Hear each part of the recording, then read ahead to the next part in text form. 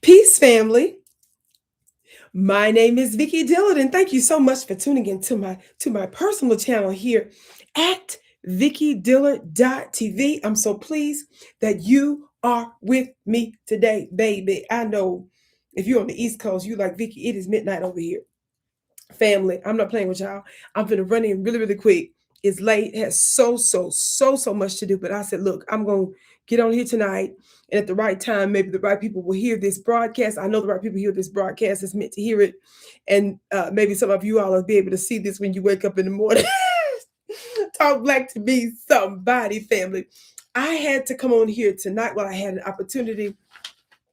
I don't see anybody else coming in just yet. Let me let folks know. Like I said, I'm doing this in advance, knowing full well that this is outrageously late. But like I said, at the right time, y'all will hear this broadcast.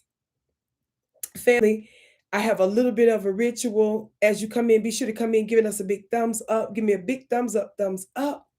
Be sure to like, be sure to share, be sure to hype, do all the things. Okay, looks like I see, look, somebody up. One or two of y'all up. Talk black to me, somebody. Who is that in the chat? What does it say? Soft or Sophia? New one? Who is that? Star Thomas?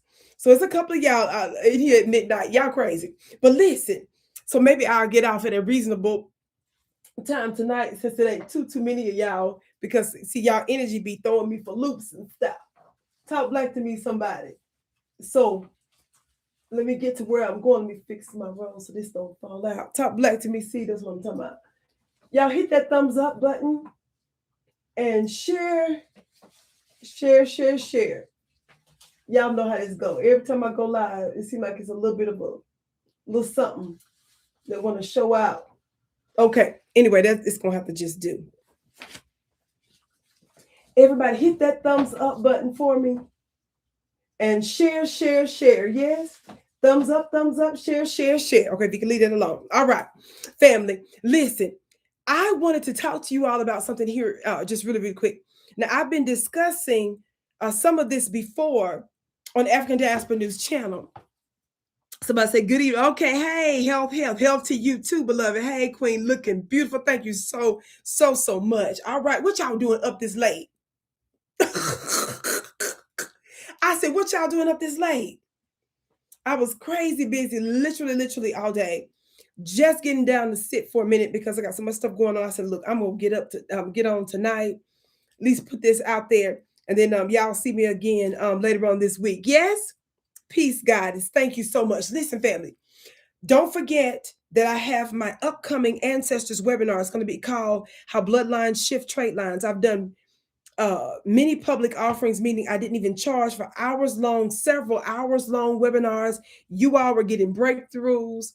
Folks were talking just how crazy my esoteric and spiritual knowledge is, and about the insight that you all receive by coming. Of course, my students over the years, this is the reason why my students rock with me the way that they do and always attend my schools and my courses, because it ain't no capping over here. It just is what it is, just miracles and magic. And that's how we just get down. And it's real. And so, but the divine has been giving me some other insights that I'm meant to share with you. But this specific one, where I'm going to be talking about how bloodlines shift trait lines, which has been an ongoing theme that I've been teaching on for quite some time, is the fact that people, the world, the powers that shouldn't be, they're running our world and our economy. And for the most part, it's a game, and they have us shut out of it. How many of y'all know that? If your credit is not a certain way, if you didn't hail from a certain school, if you don't have certain credentials, certain degrees, if you don't have a form of maybe even nepotism, how many of you all know with what's going on with inflation?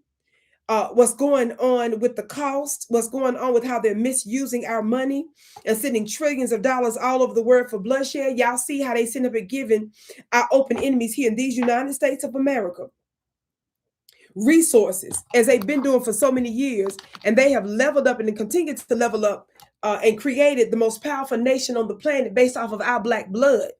They're playing in our faces. They're giving foreigners, legal and illegal foreigners, money and resources. Bloody wars all over the world. Your State Department here in the United States, for the how many of y'all know for like 7 or 8 consecutive years, I think it's at least 7 consecutive years, the State Department of the United States has failed a financial audit. I've given you all the receipts. I've done multiple broadcasts on this as well, to where it's so convoluted. Your government, the State Department, cannot account for, are y'all listening? Trillions, that's with the T, of dollars. Somebody say it's not too late to hear from the beloved. Oh, you said it's not too late, baby. It's midnight on the East Coast. If y'all over there, and if, depending on where you at, you know, here, there, and everywhere, I'm on a different timeline, but I'm saying some of my folks out there on the East Coast say, I'm like, this is crazy, but I'm gonna come on real quick. Listen. So your government, the State Department of you know, there, of course, I'm sure there are other departments as well, but your State Department has failed consecutively, at least for 7 years straight. They have failed consecutively their financial audits to the tune of trillions of dollars. Now, how many of you all know I've made the point over time that I believe that they are laundering money and that they're using government agencies to funnel money into weapons corporations and other transnational corporations? And the fact that they're going to play in our face and act like giving Black Americans money that belongs to us is an issue and is a problem. And I'm talking about with Trump in office now too. I reminded you all in several broadcasts that in modern times, do you all know that there are certain Armenian immigrants, them people that's over there that fought the Turks 100 years ago? Do you all know that because they said that they experienced a genocide with Turkish people over there in their country a century ago, do you all know that there are provisions in the IRS treaty in the United States where they can get 6-figure tax write-offs? That's Kim Kardashian, them lineage, them Armenians. Ask yourself, why is it that both Republican and Democrats have permitted for many years Armenian immigrants getting American tax write-offs for something that took place a century ago? I'm only bringing this up to let you all know that there are creative ways that tangibles can be funneled to foundational Black Americans, to Black Americans, whichever title you want to go by, to freedmen, or what have you. And some elements of the ADOS folks, because I don't go with all y'all over there, because I was, you know, supporting some of y'all's folks with your little original leaders that are weirdos over there, and they came against me. So that's the issue that I had with some of them over there, that y'all's little leaders are weirdos and did some little stupid stuff. So even before FBA was formed as a name, as an official name to refer to our lineage, y'all's like ADOS people was doing weird little stuff. But I know some of y'all don't know that history, and maybe some of you all don't have that motive, but I'm just making it clear. If your heart is right and you're for justice and you want reparations, you're not trying to do all that technology stuff and twisting up political stuff and all kind of other weird agendas with that. And damn sure if you're not coming against one of your foremost Black grassroots voices of justice, and your little leadership over there targeting me publicly, child, you must be crazy. I'm making the point that they're playing in our faces, and there are creative ways of getting us tangibles. And specifically in alignment with the way that Dr. Claude Anderson, the great Dr. Claude Anderson, has taught us. And of course, this is throughout his many books, but especially Powernomics. Talk Black to me, somebody. By the way, family, y'all can make sure to go support him. And you can go to powernomics.com and still order his books and get this knowledge and be of support to him and his family. But our brother is legendary. Our elder is a legend in our midst. Yes. Well, anyway, he has told us about reparations. He has told us also about group economics, and specifically related to Black people, among many, many other things. Yes. My point is that we have the blueprint and we're not guessing about it. We know how to do this, right? Are y'all listening? But let's get to where we're going, because baby, it is midnight. in some parts of the world. It's a little earlier than that here, but it's still way, way, way, way late. But anyway, I'm bringing this to your attention to let you all know and to remind you all of the very dire situation that we're in. So I'm going to talk a little bit here about two things. Number one, I'm going to talk about Angela Rye, and then I'm going to talk about again Joy Reid and Angela Rye all of a sudden discussing reparations. The very people and groups that wanted Black Americans, us, to hush during the election cycles when Kamala and them was running, Joe Biden and them was running, but the Democrats were running the past couple of cycles. They want us to keep that on the hush hush so their little buddies can win. And once the Democrats get in office, the Democrats keep giving us a middle finger. I want you all to know that they're in very serious times that we're dealing with. These very people that mocked us, that dogged us, they're now being exposed in multiple different ways, and they're absolutely on the run. And I'm trying to let you all know that it's very important that we, number one, stay on code and that we keep our foot on their necks. It was another point that I wanted to make a little bit ago, but I'll circle back and get back to that. Yes, everybody, as you come in again, hit that thumbs up button, share, share, share. Hey, somebody say, hey, Empress. Somebody say, you caught on the East Coast. Somebody say, ooh, I caught it, baby. I cannot believe y'all. I had to do this now. So let me hurry up so that I can get this uploaded at a decent time. Yes, after going live. Yes. Now, family, how many of you all know that Angela Rye started a podcast called it Native Land or whatever, right? It was her, Andrew Gillum, and Tiffany Cross. Angela, of course, was formerly on CNN. She ain't anymore. They didn't want her back. They fired her or didn't renew her contract, something like that. Tiffany Cross, same thing. Tiffany Cross was on MSNBC. Tiffany Cross, who dogged us publicly, told her audience not to listen to folks like us.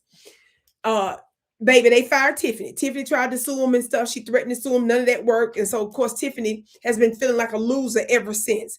Tiffany suffers. She thinks that she's better than other people, that somehow she's still like disillusioned and going through a lot of mental trauma, it seems, because she's not on MSNBC. And so because she feels that people like me are beneath her, because, you know, she came out and said, you know, she can't take people with nails and hair seriously. Girl, if you don't sit down, y'all be tripping me out because some of you all think that because you have little short hair that's natural that you deep. Some of y'all think that because you wear locks or you wear a wrap on your head that makes you more spiritual. Where the hell they do that at? Vicki, don't even go there because I could do a whole sermon on that. Like, how did y'all think that was spirituality? How did you all conflate that mess to deepness? Talk black to me.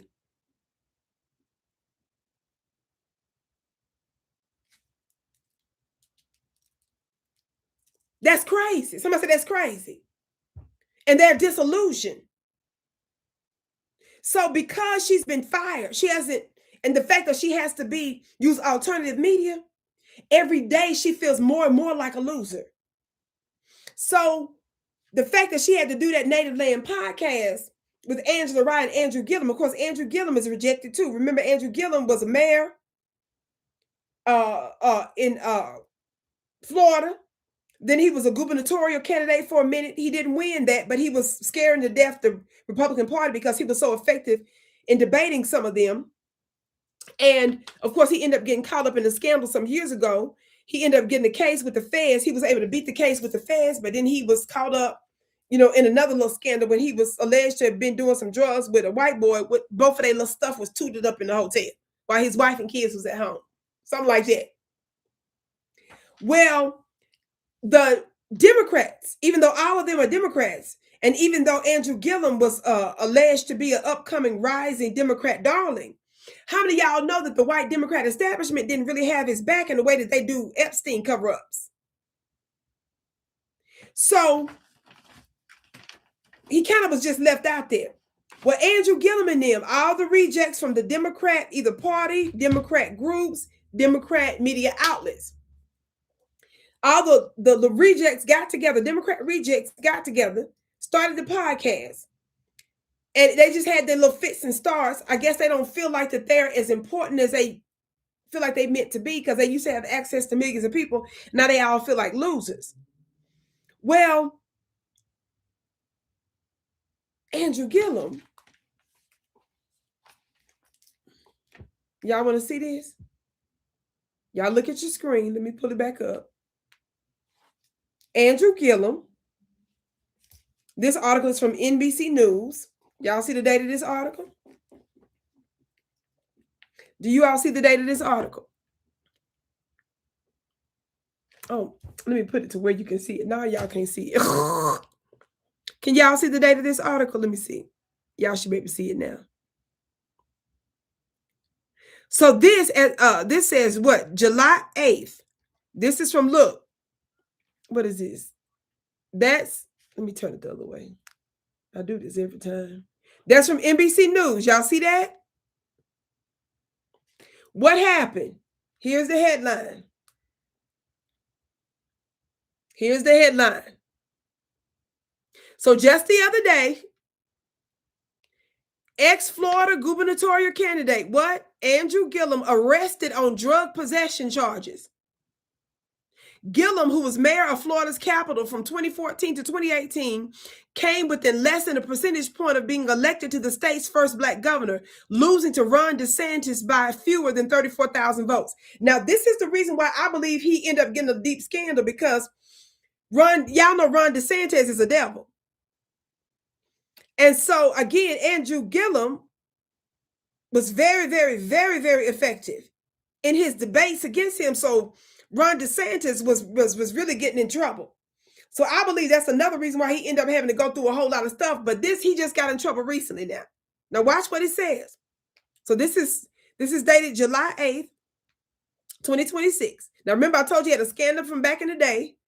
Then he had that Fed case, but he was able to beat the Fed case. The Fed case was something that appeared to may have even been trumped up. But either way, he prevailed in that. But he still was in another thing where he was alleged, they got footage of him in a hotel, a room or whatever, with this white boy with their little stuff tooted together, doing some stuff. So anyway, this article, what is the latest scandal? Y'all listening? So he's a Democrat darling that's in the scandal now. Angela Rice's little co-host, right? It says former Florida gubernatorial candidate Andrew Gillum has been arrested on drug possession charges in Alabama after police say they pulled him over for erratic driving and found marijuana and meth in his vehicle. In the latest legal trouble for the ex-Tallahassee mayor, who narrowly lost to Republican Ron DeSantis for governor in 2018 and was once considered a rising star of the Democrat Party, Gillum, 46, I'm actually older than him, I'm 47, was arrested on July 2nd in Daphne, is that how you pronounce it, in Alabama? About 11 miles, 17.7 kilometers east of Mobile on Alabama's Gulf Coast. He is charged with marijuana possession and unlawful possession of a controlled substance. Jail records show he was released on July 3rd. Court records for Gillum's case were not yet available at the time of this. I'm just giving y'all a little more background. Message seeking comment was left for the local district attorney's office. Gillum is co-host the politically themed Native Land Pod, which won the NAACP Image Award for Outstanding News and Information Podcast in 2025. Now, how many of y'all know I did a broadcast on the fact that the NAACP named Native Land Podcast, gave them even an Image Award? That's how you know another reason NAACP is a fraud on so many levels in many places. There are very few NAACP branches that are not frauds. I'm not saying none exist, but there are hardly any. Talk black to me, somebody. Now, the reason why I did a show on that at the time, this is a side note. The reason why I did a show at the time that the NAACP gave them an Image Award, because that was around the time that Angela Reid and Tiffany crossed, when Tiffany was a co-host. Tiffany's not the co-host no more, allegedly, from my understanding. Now, I ain't looked deep into it, but when you go to their page for Native Land, let me see if I can pull it up. When you go to Native Land's channel, look who it shows.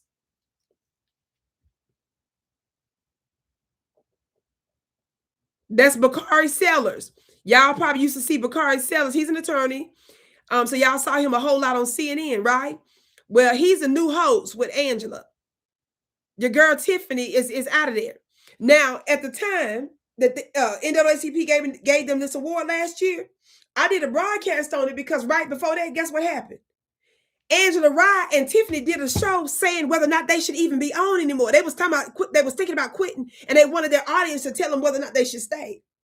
That's how you know the NAACP Image Award to them is a fraud. They had just did a podcast asking their viewers to chime in because they was thinking about quitting.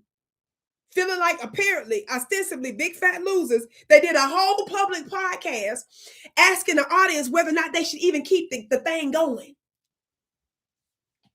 Right around the time that the Image Award. That's how you know. That's why I tell y'all can't get the algorithm playing your minds out. You can't believe the algorithms all the time. A lot of the algorithm is lies. Some of it, a little bit of it is truth, and a lot of it is a lie. Talk back to me, somebody. They knew they was feeling like losers. They knew that all of them, from being Andrew Gillum, really could have been the next governor of Florida. And to be honest, the way the Republicans get down too, for all I know, he's really supposed to be the governor. You know, the Republicans, they real big, and Democrats are too. But Republicans, they are real brazen about their theft when they be committing fraud, election fraud. So for all I know, they committed fraud, and you know what I'm saying, because he lost by such a small margin. But I remember some of his debates, and even though I'm definitely not no Democrat, I don't give a damn about none of them, and I'm damn sure ain't no Republican either. I'm saying in the minds of the masses, if you were watching how Andrew Gillum was debating versus Ron DeSantis knew he was in trouble, is what I'm saying. That didn't look good. Andrew Gillum was a very effective debater standing up to Ron DeSantis. So I believe a lot of that stuff that ended up going on, he ended up getting caught up in the situation so that, you know, because of his rise and frankly, he probably could, you know, probably did win. And they, you know, but I'm saying the Democrats really didn't come to his rescue like they should. You see what I'm saying? So the long and short of it is that there's some trouble going on over there at Native Land Podcast, which I don't really care nothing about because I know they feel like losers. But I think there's a reason why Tiffany Cross is no longer a part of the official banner. Y'all see that? So I don't know if she's coming back later. I don't know if she's taking a leave. I don't know if she's saying I'm gonna be a little piece of a host, but don't put my name up there because I'm better than all of that. I cannot lower myself to the likes of Vicki Dillard. I told y'all I can't take nobody with nails and hair seriously. That's literally what Tiffany Cross said. She said she can't listen to nobody with no hair and nails. Girl, you are not special. Y'all see that? Now watch this. I done said all that now, right? So the new host that's been on there lately is who? Angela, formerly of CNN, and she formerly used to be an aide on Capitol Hill, which is Washington, D.C., right? Angela Rye, and she's attorney. Andrew Gillum. Andrew Gillum was once former mayor of Tallahassee, and he really very likely should have been, if he wasn't really technically already the governor. Should have been the governor. Didn't happen. There was scandal after scandal. And then now who? Bakari Sanders of CNN. And Bakari Sanders is also a civil rights lawyer. So you got all these people that on paper should still command the audience of millions, and they feel like that they are starting over. You understand what I'm saying? So now they're the new host. Well, on their show with Andrew Gillum, now Angela Rye and Bakari, they end up having to address the scandal of that Democrat co-host. Y'all want to hear what they said? Here's a little bit of what they said. Now, I don't want y'all to suffer to have to hear all this craziness, but I just want to give you a little bit of this, okay? Because I'm going to go in and out, and I'm playing a little bit of this under the Copyright Act of 1976. So, fam, when I stop and go, there's a reason I'm doing this because I don't want no problems. So I'm not going to let too much go without me talking in between. Yes? Now, I want y'all to listen to just a little bit of this. I won't make you suffer too much because I suffered to watch this whole thing.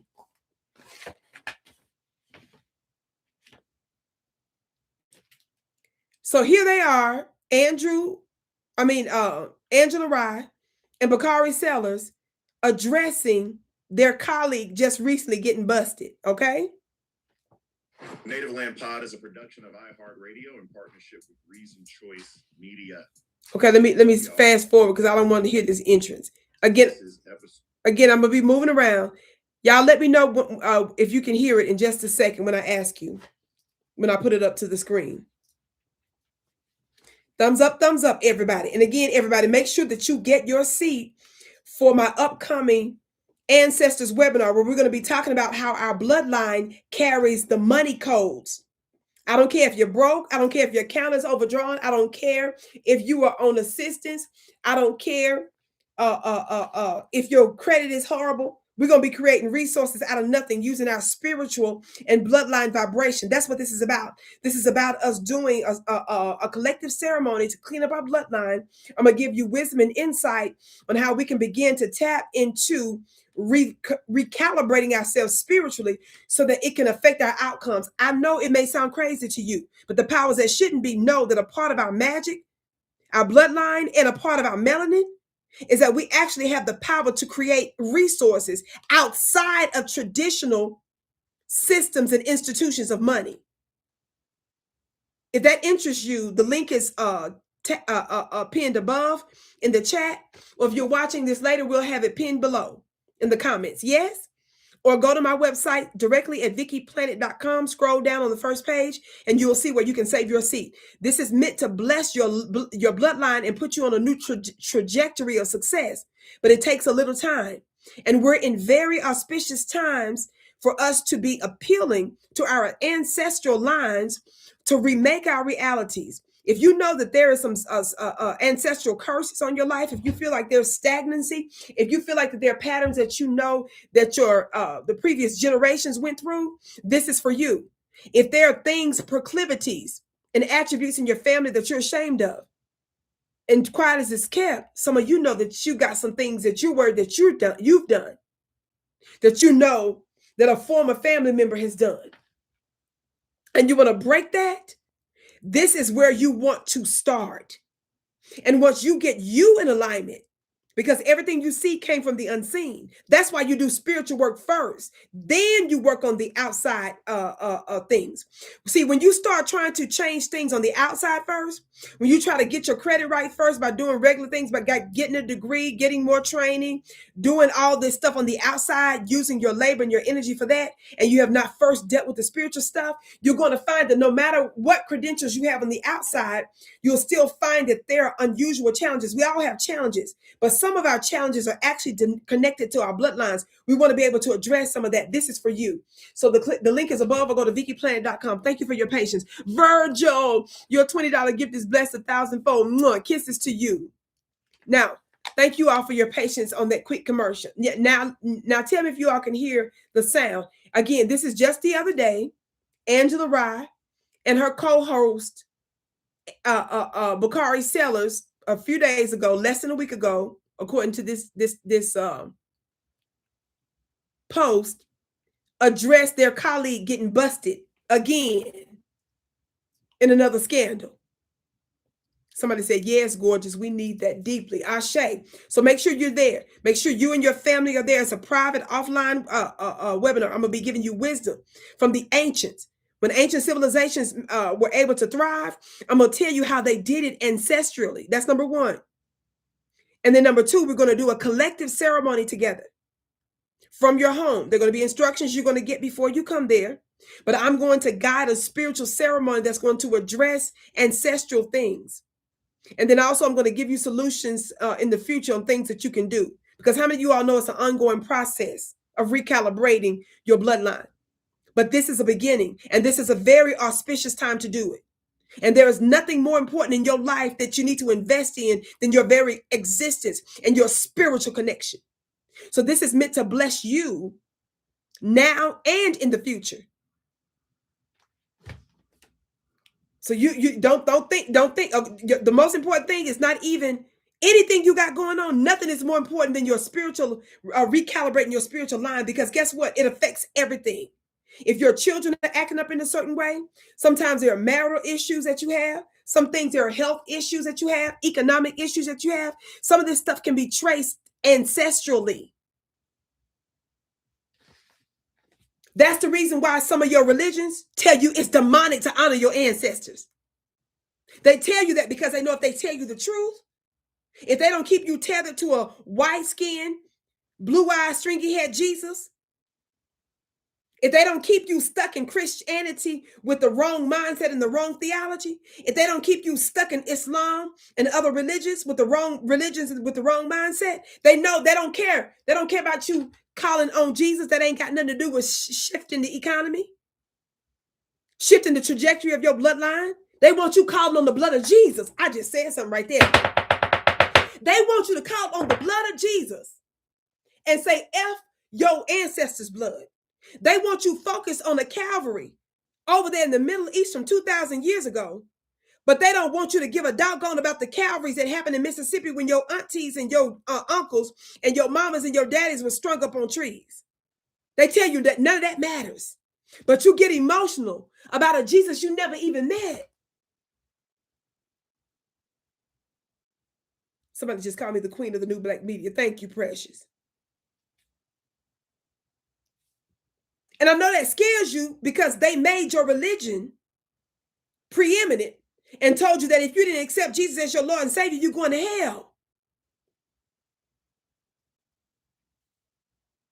Those were all tricks that they gave black folks. They reprogrammed us and told you all those things related to the most ancient black magical rituals are demonic so that you never tap into your power. And you still sit up here talking about you waiting on Jesus to come back.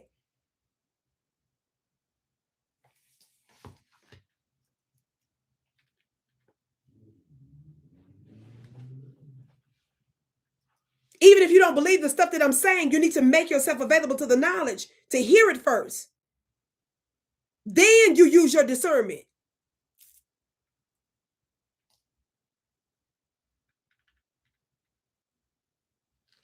Again, the link is above. July 31st. Don't you miss it. This is for you and your family line. Enough of that. Y'all ready? Thumbs up, share, share, share. Hype, hype, hype, or whatever the stuff is called. Okay, y'all, here she go. Her and Bakari are addressing their colleague getting caught in another drug thing. While we keep Andrew at the forefront of our hearts and minds, we hope that he utilizes this platform in the very near future to tell his story, just as he's done before. But I think it's necessary we have honest conversations about faith, about help, about questions, about addiction, and about making sure that we're there for our family members when they need us most. And so that's my introduction to the show. I wanted to start with a very big question for my sister, Angela. I know what her inclination is. Listen, y'all. All the time. Angela's very first mode is to go into protection. And for those of you all who know and love Angela, you know that she will protect you fiercely first and ask questions second. And so my question to all of you all is... Now, I want y'all to keep that in mind. So in their podcast they did, without their colleague Andrew there, they're addressing their colleague getting caught up with a recent arrest. And the first thing he says about Angela is that she is a avid defender of those that she loves, and then she asks questions next. Keep that in mind that he said that, okay? I'm gonna show you something. I'm gonna show you how she defends people. When you see someone going through something that you love, I'm gonna skip around because it's too long. Y'all listen. And I'm going to tell you why. There's always something that is going around online, like a meme that says to check on your strong friends. Yeah. And the reason why there's this meme that says to check on your strong friends is because we are the ones, the people who work on the show, the people who host the show, the people overwhelmingly who listen to the show. Those are the strong friends. You know, these are the people who will always be there, always figure out how to hold it together. And Andrew has been holding it together since he was in middle school. Yeah. You know, and I'm saying this because there are so many Andrews in our lives. This isn't us, you know, pontificating on Andrew's story. It is his to tell. But I can tell you what I've observed from knowing him over 20 years. Andrew has always been the strong friend. He is always the one who has the right thing to say. He's always the most compassionate. He's always the most articulate. He's always the first to show up. He's always the first to lean in. He's always figuring out how to provide. He is always figuring out what is in our next best interest. And I'm saying that because okay, y'all, watch where she get ready to go with this. Everybody hit that thumbs up, but I know, baby, I have to skip around with her. And I didn't want y'all to hear that, but you got to pick up her energy for a minute. Miss Cynthia, thank you for your gift. Your gift is blessed 1,000-fold. Precious. She said, hey, beautiful queen, you look radiant. Bottom line, no checks, no votes. That's right, Cynthia. Miss Cynthia, hey, she's been a long time supporter as well. Family, y'all keep listening, okay? I can't hardly take it either. I'm trying to skip around because it's so crazy with the points that she's going to get to. But just listen, y'all. I want to start with is Andrew, my strong friend, who may be going through a really challenging time that you all may perceive wrongly as weak, always has a home on Native Land Pod. It was Andrew's choice not to be on today. Correct. They didn't remove him. He's not suspended. He's not terminated. He's not in timeout. This is Andrew's choice. It is his home, and it is up to him on when he wants to return. And so I'm saying this because, one thing that I cried about, honestly, this morning, because, you're always trying to figure out, could I have done something different? That's my question. Could I have, right, getting back to your question, what could we do differently for all of us when grief hits, when a loss comes? Girl, please get to the point, girl, please. Y'all see the destruction? Baby, I know that ain't even the word for it, but I just gotta go through. Y'all see how I suffer for y'all?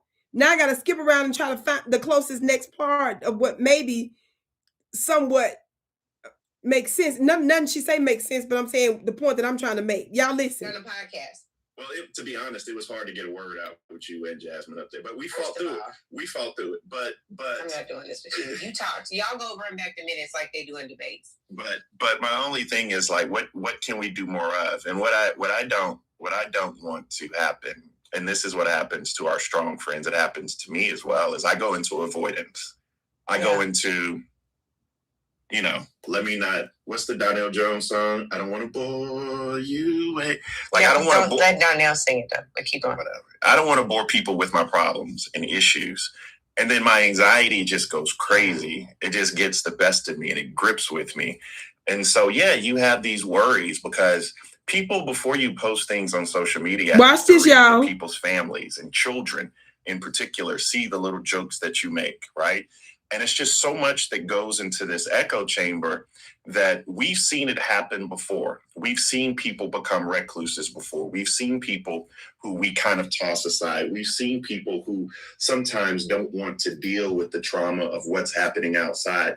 And what I would what I'm very mindful of, and I'll call a few names, is, Sean Pittman reached out, Brian Benjamin reached out, Jared Lodeholt reached out. Okay, I'm finna skip again because this is not the part. The people who reached out, just showing. Okay, now watch what she getting ready to say. I think this is getting closer. You ain't reached out to me in a year, 2 years. Watch this. We have to create a space where we allow becoming a recluse or things like that. You are people there. I don't appreciate you. Call me thinking I would ever tell you anything. Girl, y'all watch this. Y'all ready? I'm getting there, fam. Thank you for your patience. Who just want to be there for you. And I think that we have to do a better job of letting people in. I agree with that, but I'm going to push back, not on the names you mentioned, but when you said, not people just being nosy. Bitch, if you ain't reached out to me in a year, 2 years, 5 years, talking about you just want to check on Andrew, what happened, get the out of here. I'm sorry. I just want to and you know who you are. Check your texts. Check when the last time you text me was, and see if you're confused at all about why I left your ass on red. And there are several of you. And so I don't thank you. I don't appreciate you. If you are concerned about Andrew, you can talk to God. You can talk to your therapist. But do not call me thinking I would ever tell you anything. In fact, there are people among us, Bakari, and I was I was pissed. I had to literally, my phone was ringing off the hook. People were texting me all day. And I was just pissed because I'm like, I know, number one, you don't thrive in crisis communications. There's some of my sisters who did reach out and had solutions, but there are other folks who just, and I just was feeling for Andrew and Jay because they're telling me that people are blowing them up. And I'm just like, what? Tell me what the and I'm sorry, please y'all bleep this out, but please tell me what in the world you think you're doing by doing that. There's a mug shot floating around of our brother. You think he want to hear from your dumb ass right now? Probably not. He don't even hardly talk to us most days. You know what I mean? So family, she's sitting there cussing out all the people that she said, if I hadn't heard from you in 2 years, 4 years, 5 years, or whatever else that she said there, she said first she called them a B. She stopped to say it from, she faded out the word B. And then you saw the rest of the stuff where she's sitting there cussing everybody else out and stuff. Now she's sitting here defending Andrew Gillum. Now I wanted you all to see the beginning part of the episode where, what did her co-host say, Bakari? Remember Bakari said, Andrew always defends hard. And then she asks questions later, right? Well, but she likes to defend Charlemagne of the world. Are y'all listening? But then she got the nerve to say this. I'm showing you all this part for a reason. Let me try to skip because girl, she doing too much. Ma'am, you're doing too much. I think this is a part that's closer to where I'm going. I want you to hear one more thing she says before I move on. Every single day. So some of the allegations, some of the ideas that you've come up with about Jay, let them go because y'all don't know what the hell you're talking about. And at some point, hopefully, Jay will be willing to address some of this stuff on her own. But I really want y'all to find a lane to occupy and stay in it. I am so irritated with some of the gossip blogs that haven't said shit about how great this show is, haven't talked at all about... She's mad at the gossip blogs. She said they haven't said S about how good their show is. Because the show it's not good. Angela, you are mainstream media. Bakari is mainstream media. He's CNN. You was formerly CNN. You formerly was an aide on Capitol Hill. These are all y'all's buddies. See, these are the kind of people, all y'all disrespect Vicki and don't have no love for me. They're not telling you your show is good because it's not. You see how that goes? The reason why your buddies, the gossip blogs that you're cussing out now, you said they never say all the good stuff. Come here, Angela. They don't think the show is good. It's not good. Between me and you, it's not good. It's not good. So even your gossip buddies, that's why they're not covering your native land. Way in which we constantly inform, debunk misinformation, show up in community spaces. Wait. Launched in America 250. Watch all the stuff she said that's so good about native land. They little podcast of rejects. Listen. And stay in it. I am so irritated with some of the gossip blogs that haven't said shit about how great this show is. Haven't talked at all about the way in which we constantly inform, debunk misinformation, show up in community spaces, launched an America 250 tour to go into communities, thanks to Bakari, that are second-tier markets that are generally ignored. Y'all don't talk about that, but the first time there's something salacious, you act like the white man's plan. And you go and you put that nonsense up. This was an arrest. It was not a conviction. But you go and demonize the black man the same way that you would shit on a major white publication for doing. And the other thing I want to say to y'all is it's a trip that you have all this smoke and energy for Andrew. Some of the stuff made up, some of the posts made up, but I haven't heard y'all say anything about Nolan Wills. I haven't heard y'all make any real updates about Carmelo Anthony. I haven't heard y'all say much about some of these young people who are coming up dead by suicide, and they're found hanging from trees in the South. I haven't heard y'all say much about redistricting efforts. that would carve out and create space for more white people to run, but no black people to run. But y'all got all the smoke for Andrew. And I'm just blown by that. And I want to call you on that. I see the hypocrite you are. And next time you ask me to do anything, I'm going to tell you to get the out my face, because I will never forget this moment. And it's sad. But I do want to say, B, I want to commend the griot. Yeah, that's what I want to commend the griot, because what you all did was hold our brother responsibly. If we can please just bring up that clip. I am so grateful for how the griot showed up in this moment. It says, community responds with compassion and concern after former Florida gubernatorial candidate Andrew Gillum arrested on drug charges. And I just want to... Family, that was a lot, wasn't it? Do y'all feel overwhelmed? Do you feel dirty, like you need to go get sage, take a bath? Do you feel like you meant to have surgery right now? Being under the sound of her voice and her energy. Emperor of Truth gave you $5. Your gift is blessed 1,000-fold. Sister Vic, these people have absolutely no idea anything about outside what they sold out to. They're lost. That's exactly right, beloved. Your gift is blessed 1,000-fold. Y'all look at me. Everything about what she said that was completely wrong. Number one, did you all hear her say that they asked her to do stuff? Because she mainstream media, remember? Angela Reid, who used her access even on Breakfast Club and a bunch of other stuff to dog us or to diminish our voices and to defend them folks. Angela, her people that are in those similar spaces, it's them that she says that ask her to do stuff. She said she ain't gonna do nothing else for them anymore.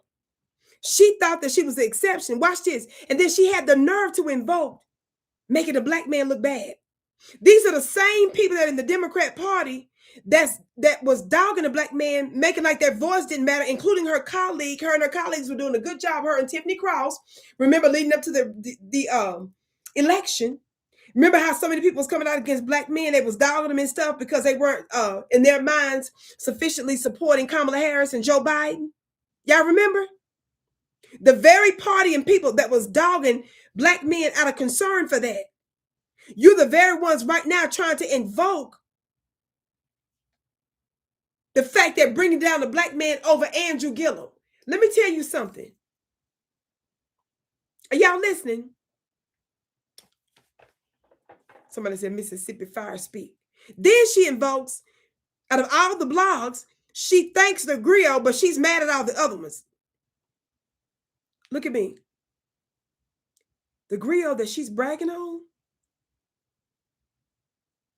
that black publication, years ago blocked me for my truth telling. Did I ever troll the griot? Did I tag the griot and go on their page and call them out their names and do anything? I barely even be commenting on none of these people's stuff like that. It's rare. It's only every now and then. But I never troll, and I'm never even in the people's comment sections like that, hardly. I can count on a few fingers that that's ever happened. So ask yourself, why would publications, including Byron Allen's publications, the griot, your former White House press secretary had me blocked? Why would the former White House press secretary still have me blocked when she was working at the White House on a couple of different platforms? Why are athletes triggered by Vicki Dillard and say disrespectful things about me? Why did former The View people block me? Why would Tamika Mallory, who I once respected, do? Ask yourself, why are all of these different so-called powerful, influential, famous, or important people triggered by Vicki Dillard? I'm over here in my own world, and I barely ever even tagged them publicly.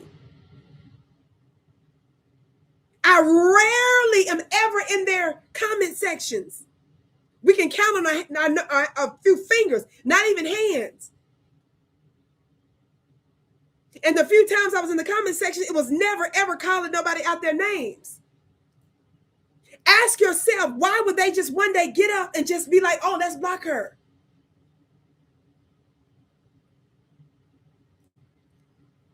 So the very people she's sitting here giving credit to, is my point, the griot, they're one of the other black publications that were triggered by me so much so that they blocked me. And I don't even be fooling with them fools like that. Why did Vicki bring this up in this context? Look, when Roland Martin was out there calling us Simple Simon mother effers, when Roland did multiple broadcasts specifically invoking my name, mocking my hair, I only came for Roland when I realized he was constantly cussing out Black people. And he was cussing out Black people, calling us Simple Simon mother effers over reparations. So that's when I went in on Roland. But Angela did not go off on her mainstream media Black buddies when they dog us. Y'all notice that?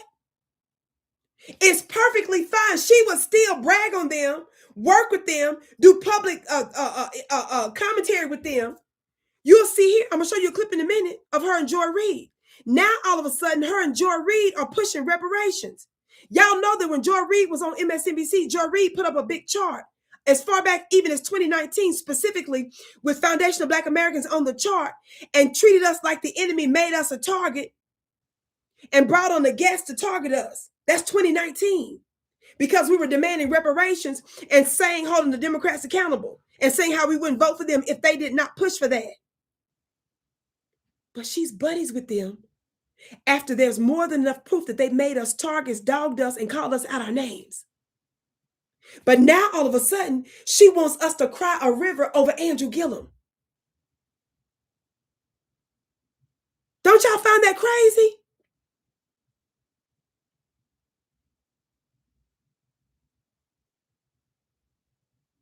Somebody said they're jealous and very messy. Don't y'all find it crazy that her colleagues and those that she considers to be her family and her allies publicly call her Simple Simon mother effers? She stands with Roland, who dogs me about my hair. They have nothing to say for athletes that have said things openly and publicly about me, that my hair, my braids need Gatorade. She had nothing publicly to say about a White House press secretary blocking the voice of little old Vicki Dillard.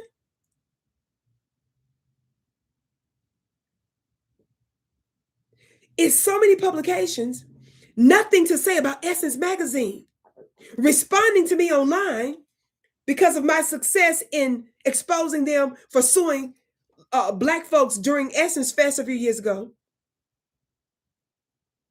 But y'all brag about going to Essence Festival, but they're openly suing Black folks, and then they're blocking grassroots Black voices. But now Angela wants us to cry a river over them. Do y'all see where I'm going by bringing this up?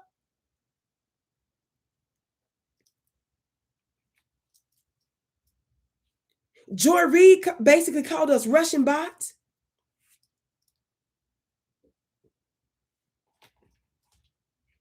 Joy Reid said and did way more than that. Watch this. I got to show you this other clip because I'm making a point altogether. Yes? Everybody hit that thumbs up button. Share, share, share. Look at this, y'all. Joy Reid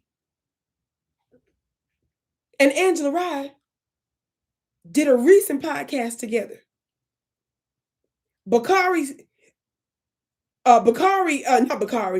Andrew Gillum came on later, a few weeks ago. I covered this on another channel too. Watch this. Settlements that the government needs to make so they don't have to keep going back to Congress every time. Donald Trump has now tasked. So now Andrew Gillum, now Angela Rye. Your phone.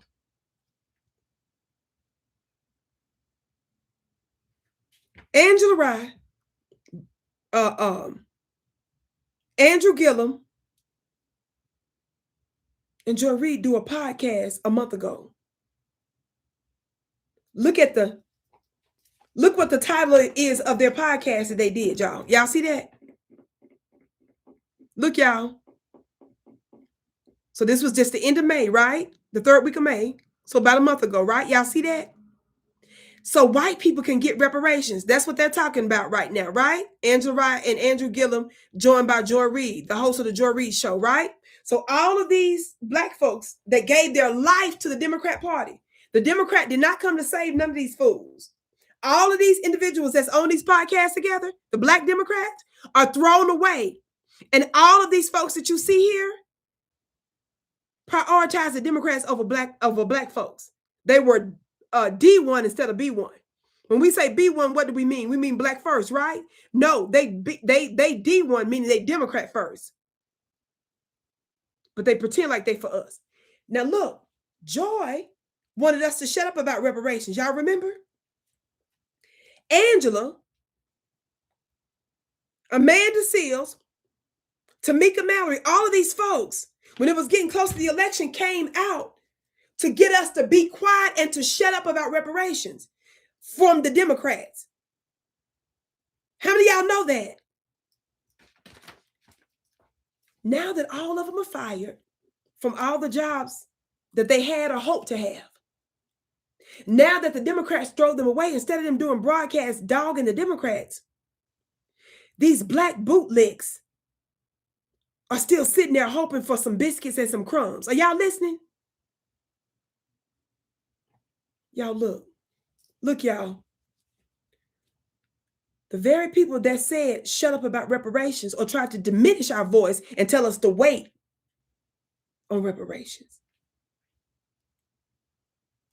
Look what they saying now a few weeks ago. Please check your text messages so they can tell you how to get off of mute. On the screen, there's a little microphone. Hit that microphone on your screen on the computer and you should be with us. In the meantime, though, let me tell you who's not with us. Y'all's president. Y'all's president, who has decided to not only pardon the insurrectionists that he sent to the United States Capitol January 6, 2021, but also he has now said, I'm going to pardon you. I want you to set your path in order. And I also want to give you some money for doing it, Joy Reid. He said, don't even worry about the $10 billion that I believe the IRS owes me. Let me also ensure that they have money. They can apply to 5 commissioners, Joy, and get paid. But when we ask about HR 40 or reparations, even for a study, they don't want to touch that. What you got, sis? Wait a minute. Apparently reparations. She said, when we ask for reparations, Angela Rye was not wanting no reparations for this before this last election, presidential election. Y'all know that, right? Angela was not supporting candidates, Democrat candidates that wanted reparations. She was supporting the candidates like Kamala, who said specifically about reparations for Black Americans, no, I'm not going to support reparations for just y'all, doing something for just Black folks. Angela was trying to get us to shut up about that. She was supporting candidates that publicly came out against it. So now she's sitting here trying to rewrite their past and lying as if they was really for this. I hope you all know that just because somebody's out there saying technically they believe we should get reparations, but they're not making it a part of their policy, that means that they're against reparations. They're only technically saying they're for reparations to keep a couple of dumb black sheep, and I have to say it like that, that's still believing in the Democrats. They have to just say that out there as, you know, like they're blowing a dog whistle just to keep you all tricked. But if it's not a part of your actual platform and policy, that means you're not for it. And they only say they're for it when they're cornered or when they're asked about whether or not they're for reparations. But that's not actually a part of the demand.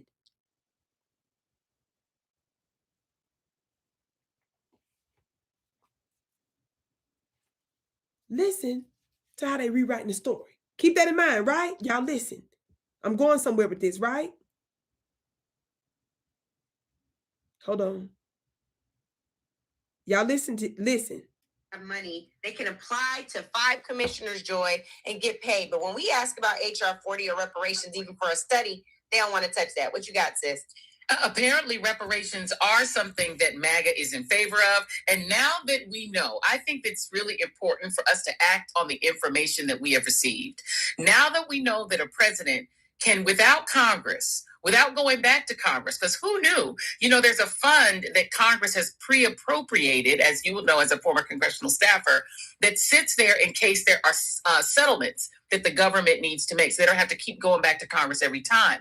Donald Trump has now tasked his Justice Department to dip into that settlement fund to the tune of, and you gave me this information, $1,776, in order to give reparations to the insurrectionists. Well, now that we know, sis, the next time there's a Democratic president, I don't want to hear anything about them not being able to do reparations. I don't want to hear it anymore. Okay, so now that we understand the uses of power, we get to apply to that too. So the next time there's a Democratic president, we don't want to have a commission. We don't want to have Congress do a study. We don't want anyone to do a study. You are going to start issuing reparations to the descendants of African, formerly enslaved African people, to the Tulsa survivors' families, to the families of the survivors of every massacre that has taken place with the government of the United States either standing aside or participating. Because now we know that we can do reparations. So guess what, Papi and Mommy Chulo? The Black people are going to be coming up to the table to get reparations. That's number one. Number two, the hell does she mean now that she knows we can get reparations? Family, Vicki Dillard, for years, already told us that we knew y'all could give us reparations, the Democrats. Why is Joy sitting there trying to trick the masses of the simple-minded by saying we got to act on the information that we know? And now that we know that the Democrats, and telling the Democrats that I don't want to hear it. Next time we get a Democrat in the office, y'all gonna get, no. Why isn't Joy saying, Trump, Mr. President, the current president, give us reparations? Why is Joy and Angela and them trying to use this to get us to wait again for another presidential election to get reparations, trying to get us to think that next time a Democrat gonna do that? When we told you all from the beginning that the Democrats could have done something to get us tangibles, but they simply chose not to. Now here's Joy. On the one hand, she's trying to pretend like that they didn't know they could do this, right? But I don't want y'all to miss this. That's why I said I talked about this before on African Diaspora. I did the broadcast on this already, and I briefly mentioned this before, even on my on this channel. But I'm floating balloons at the same time tonight for a reason. Because who knew? You know, there's a fund that Congress has pre-appropriated, as you will know as a former congressional staffer, that sits there in case there are settlements that the government needs to make, so they don't have to keep going back to Congress every time. Donald Trump has now tasked his Justice Department to dip into that settlement fund to the tune of, and you gave me this information, $1,776. The reason I wanted y'all to hear that part again is Joy is trying to play us like we dumb. She said, now that we know. On the one hand, she's trying to pretend like that she didn't know that the Democrats could do this. But how did Vicki know? How did the other Black grassroots media hosts know when we told y'all for years that they could do it? How is it that we knew? And we gave you all examples, and we kept telling you, let's continue to put the pressure on the Democrat Party because we knew they could. But now Joy is magically sitting here saying she didn't know. Joy that had access to lawyers, to lawmakers, to former presidents, to former first ladies, to Hillary Clinton and them. Joy Reid, Angela Rye, who actually worked on the Hill, Angela Rye, who's an attorney. But what did Joy just slip up? What did Joy Reid just slip up and say that she didn't expect us to catch? But I caught it when the moment she said it. She said, Angela, you used to work on Capitol Hill. Attorney Angela Rye, you work with lawmakers. So Angela, you knew that there was this slush fund there. And you knew that there were alternative ways to get us tangibles, like we told y'all that the Democrats know ways to get money to us, but they were refusing. She just busted Angela. So now they playing dumb because of Republican Trump with his very brazen and vile ass self. But Trump with his brazenness, he still did for them criminals what we knew the Democrats should have done and could have done for those of us who created America. Are y'all listening?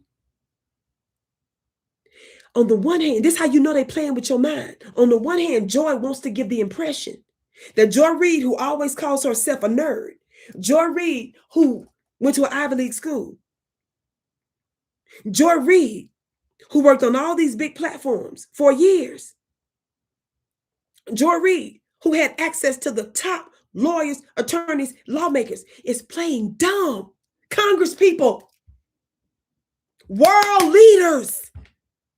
Now she's playing dumb like she didn't know. But because Trump actually accessed those alternative means to get these devils money, which that didn't fully go through, but just the fact that they know that they could have done it. Now she's trying to trick Black voters to hope in the Democrats' election coming soon. And also she's doing this because they know they're busted. Why am I bringing this up? Angela dogged us. Are y'all listening? For wanting reparations, keeping our mouths shut, treating us like we didn't know what we were talking about as it relates to elections, right? Somebody say, prove it, Vicki. Y'all remember when Angela, in the past cycle, was on the Breakfast Club with Charlamagne the God and his people? And they brought in Angela Rye as a special guest to debate Dr. Jill Stein and Dr. Butch Ware. How many of y'all know that Dr. Jill Stein and Dr. Butch Ware were the Green Party candidates for president? How many of y'all know the Green Party is specifically for reparations, and they put a plan together to get us reparations, cash to Black Americans?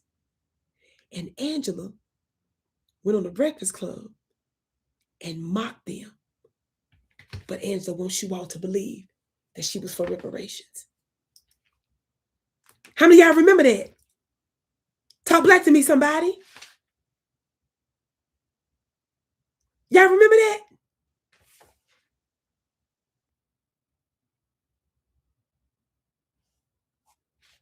Is this it?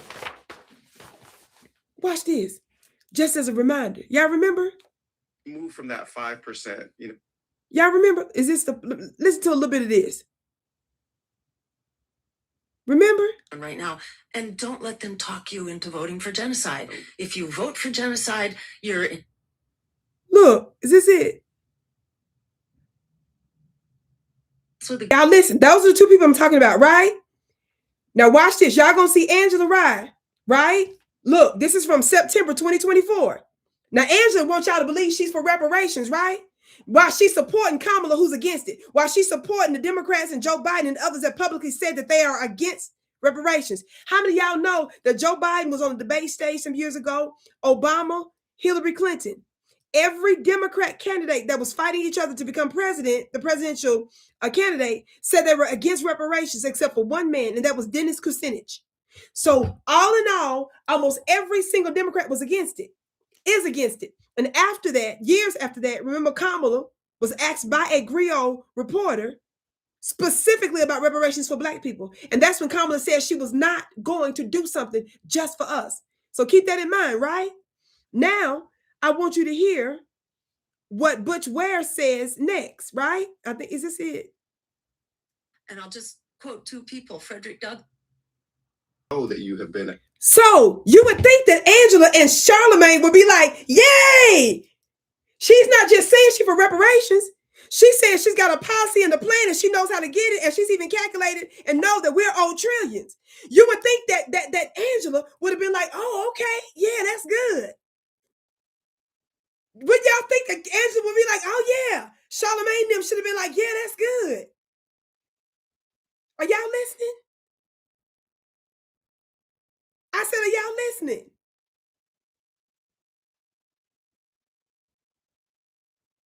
You would have thought that's what Angela would have said right there.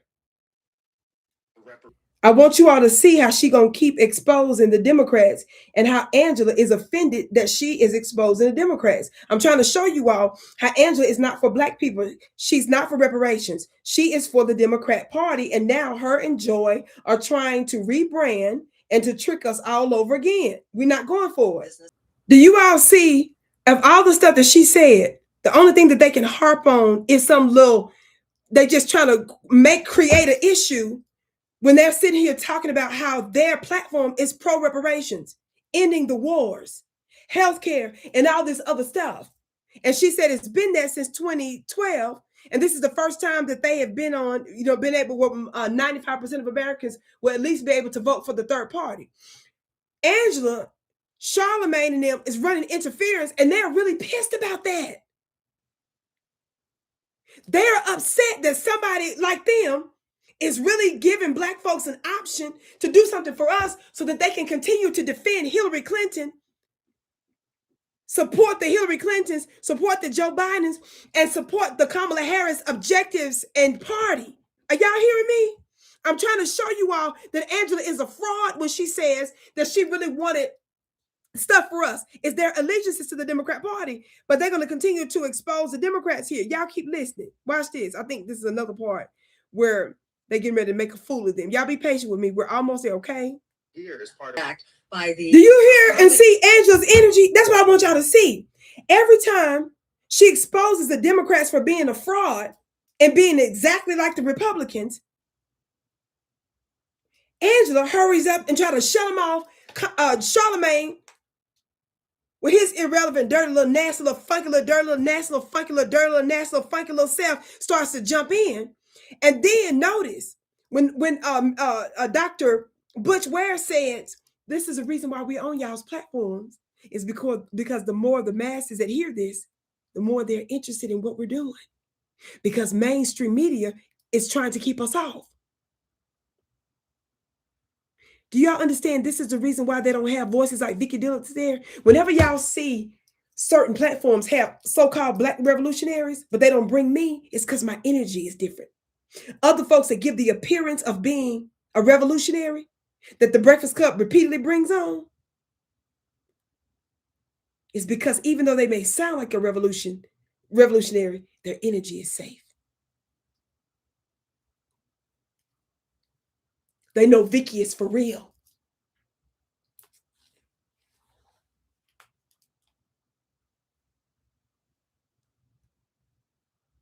There's something else I want y'all to hear. I'm trying to find it. Listen, I think it's getting closer. But she keeps humiliating the Democrats. Y'all listen to this part. Is this it? a lot. Hear that?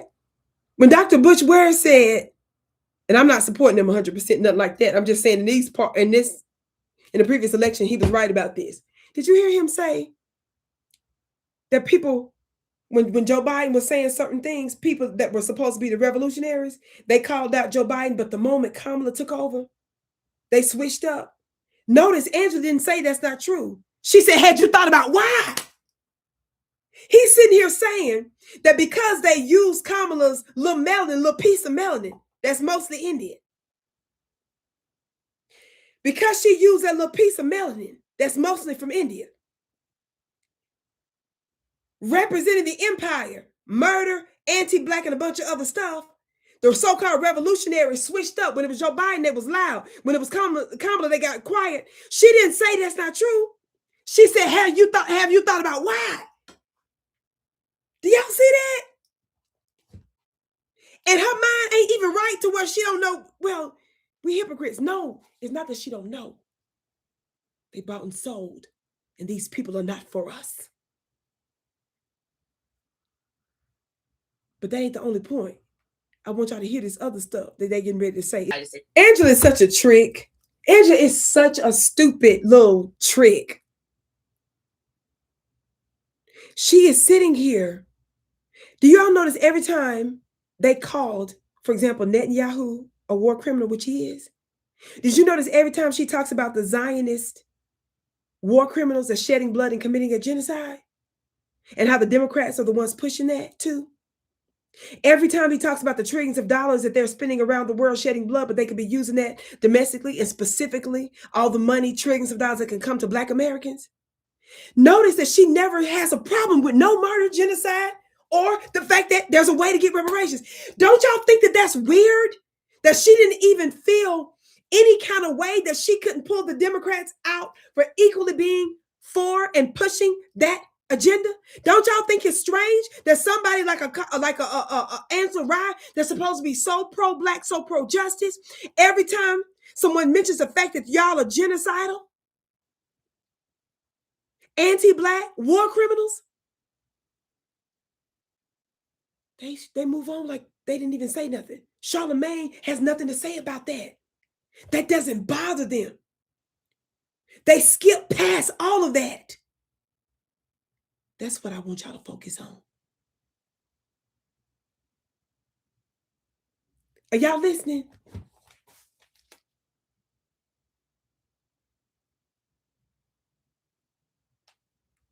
Let me rewind because there's one more part. There was another part that he made earlier repeatedly, but let me at least find one specific part to where they really go in on exposing the Democrats, even though the whole hour and some change is exposing the Democrats. Y'all listen. Is this it? Y'all listen. Problem for them. AOC wouldn't be, doing her little sorry attack ads. Y'all listen.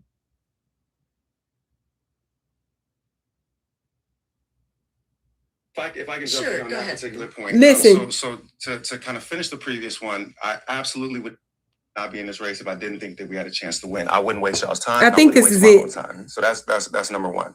We have had to, up until this point in time, target the Democrats specifically because they're the. Wait a minute. I skipped this part. Whatchamacallit, the host asked Dr. Jill Stein and Dr. Butch, they said, well, y'all got more smoke for the Democrats. So her running mate, Dr. Butch, he jumped in and said why they got smoke for the Democrats. Now watch how Angela, Charlemagne, and everybody on there. Now you would think that if somebody lying, they would call them a liar, right? To win. I wouldn't. Do you all see how even though they're calling out the Democrats for being genocidal, support Netanyahu, anti-reparations, all Charlemagne can say is, y'all got more smoke for the Democrats? In support of Angela's little weird self?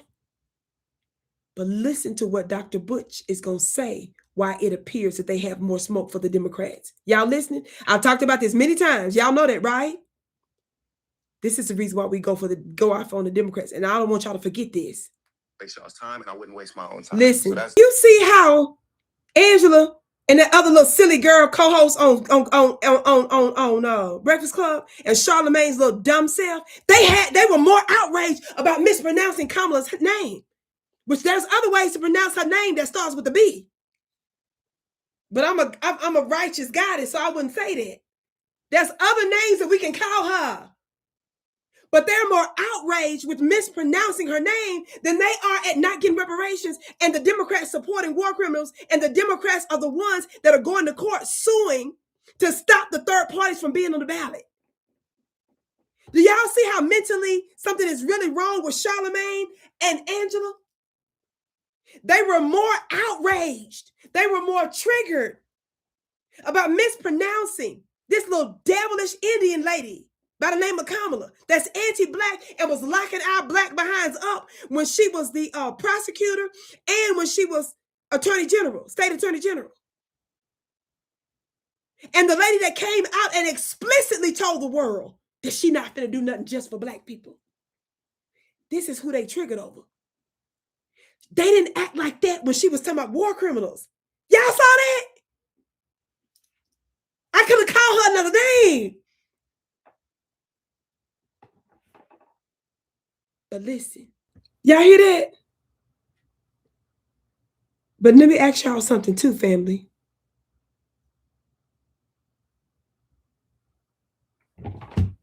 Somebody said, Vicki, I asked you 2 years ago who you thought we should vote for, and you never answered. I don't remember you asking me that, ma'am. I reach a lot of people. And even if you did, that doesn't even make sense that you would ask me that. There's no way you could follow my word and be asking me who I think we should vote for.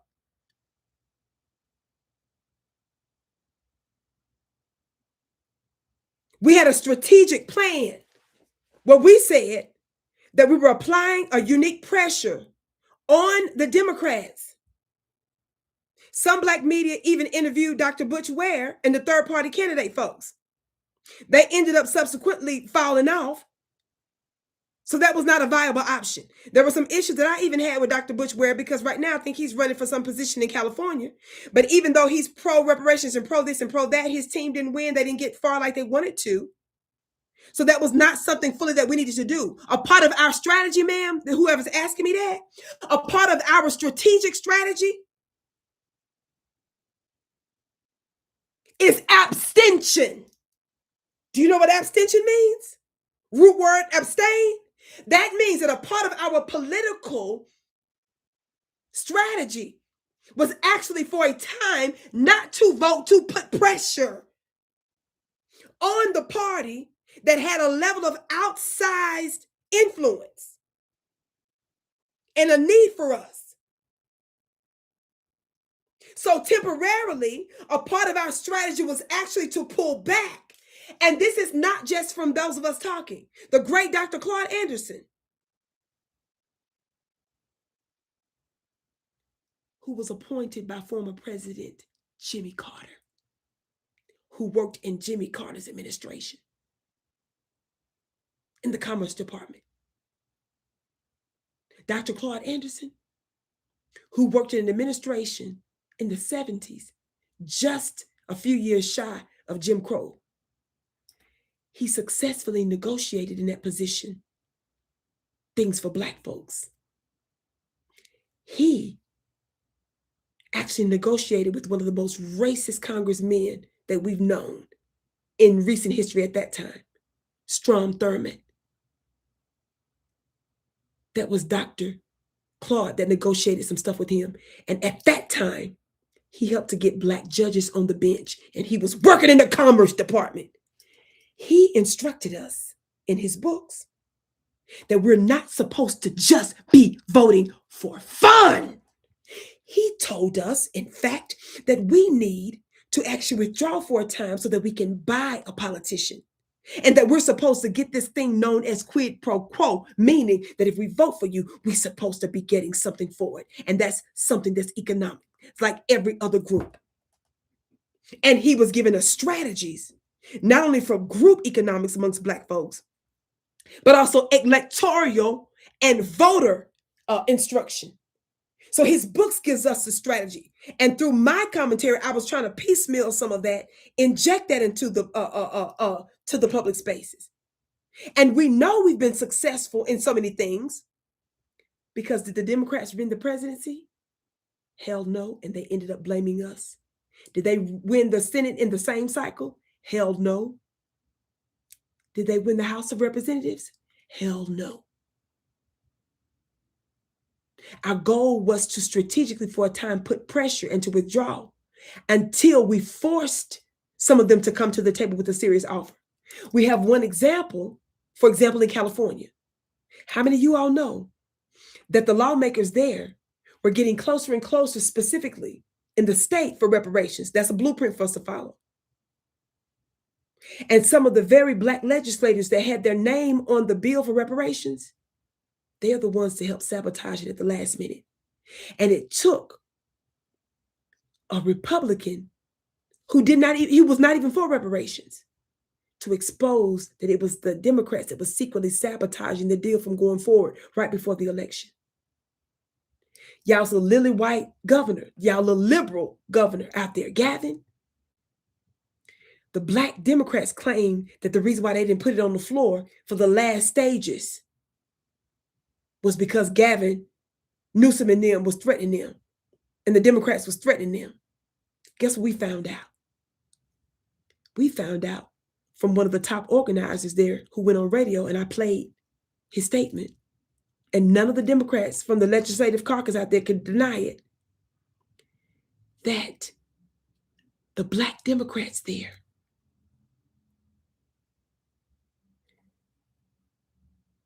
were actually the ones holding it up, but they were allowing the governor to take the blame so that they could look like they were the good guy to keep Black folks still voting because they didn't want to mess with that upcoming vote for the presidential election. So when that Republican ended up putting the bill on the floor and exposed that it was the Democrats that were privately went to the Republican, told him not to do it.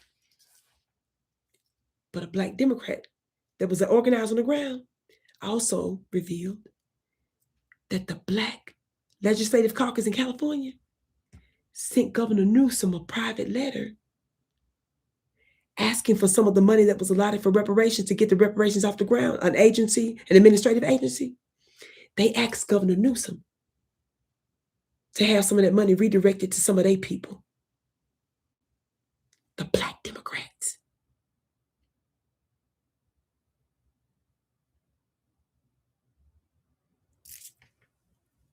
That happened based on strategic pressure, and where we need to pull back, we pull back. When we needed to expose, we exposed. We have the blueprint. And it's taken us a little bit of time, those of us who are part of the Black grassroots, to get to where we are now. But look what we accomplished in one election cycle. While all mainstream media, white and Black talking heads, was telling everybody to go Democrat, the Democrats in one session lost every major place of power, from the White House to the Senate to the House of Representatives. In Chicago, you all have seen me cover, for example, our sister Jessica Jackson over and over again. Chicago Red. We know that people like her as well expose the Democrats for trying to silence the voice of Black activists. I did broadcast showing you all that it was the Democrat mayor, Brandon Johnson, that because the Black grassroots were so politically active, they were coming out in such large numbers to the political meetings, the council meetings. It was him and his team that proposed a new policy to where to come to the meetings, they had to have a government issued ID. So while the Democrats told us about the Republicans demanding that we have a government issued ID, they called it racist for voting. It was the Democrat that proposed to even come to the political meetings. They wanted you to have a state issue ID. It was the Democrat in Chicago. How many of y'all know during the DNC convention was in Chicago? Do you all know that the Democrats threatened not to do a live in-person convention at one time?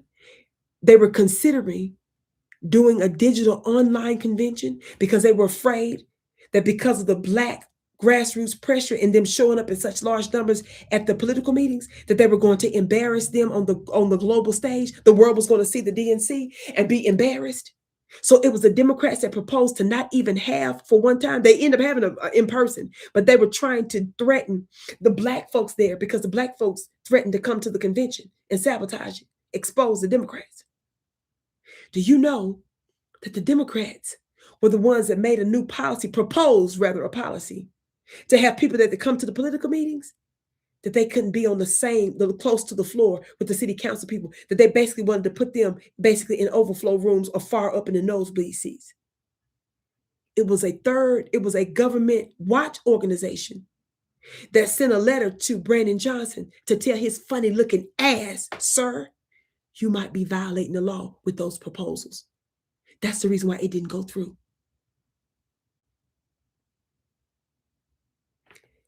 And just like I showed you a few minutes ago, for those of you that voted for the Democrats anyway, what did Joy Reid just admit? What did Angela Rye and them admit in their joint podcast? They admitted that with no need for a new bill, with no need for the Republicans to vote for it, Joe Biden, like Trump, could have used that slush fund and specifically directed some money with no need for any votes, no needs for any bills for Black Americans. You're not listening good. You're not following me. You are trying to ask me simple questions because you don't want to be a part of the revolution to do the hard work. There is no way you can be following my work and not know exactly what the hell I'm talking about.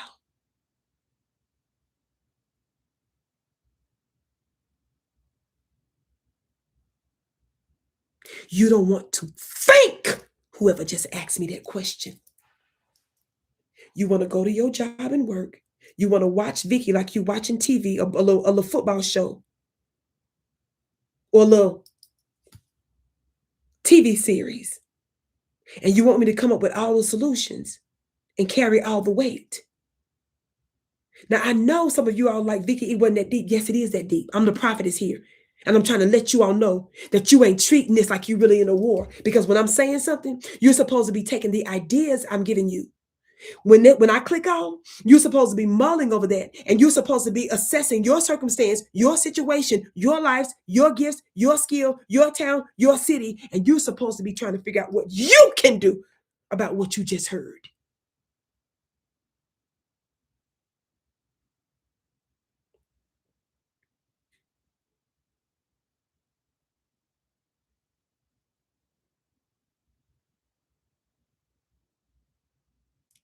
I have done numerous shows quoting specific strategy from Dr. Claude Anderson, Powernomics. I have given you all specific strategies on things that we could do. And you sit here saying that you asked me that. You of 1,000, 10,000, 100,000, million people that have watched me over the past couple of years, probably millions of views cumulative all over the place on multiple platforms over the past few years. And you saying you asked me a few years ago who we should vote for, and I didn't answer.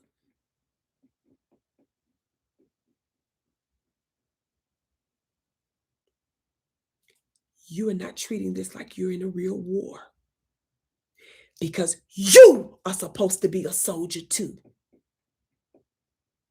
There are different types of soldiers. If I'm giving you information, if I'm giving you the strategy and insight, you are supposed to be assessing the situation and see where you're. I have gone to Chicago and done a Black town hall where people showed up. I just came from Columbus, Ohio a few weeks ago with some of my colleagues, met some of you all in person. I'm planning another Black town hall here in a few weeks. I'm going to be announcing it so that we can do strategy and activism. Some of the people that show up in Chicago, the activists there, do you all know that some of the activists have actually written a bill for some of the proposals that could be used as a blueprint for other places? Have you been out there to California, ma'am, with those people that I've covered? The activists that are on the ground, the Black activists, everyday people that's on the ground that force the hand of their local lawmakers to get reparations that far. Have you been out there to ask them how were they so successful in getting it that far? To see what you can do in your own city and place to push for real change? These are numerous different things that we could do. It's on you, ma'am. Not what you look like asking me that. I'm already doing enough as a one-woman show.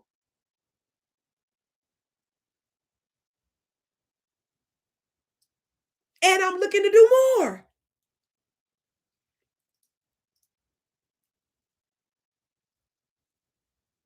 You got Black organizers on the ground that have written bills, that are engaging with their Congress people.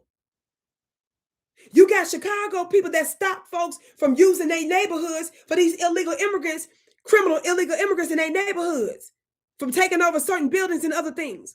You got other folks that are responsible for getting other laws and other local policies pushed.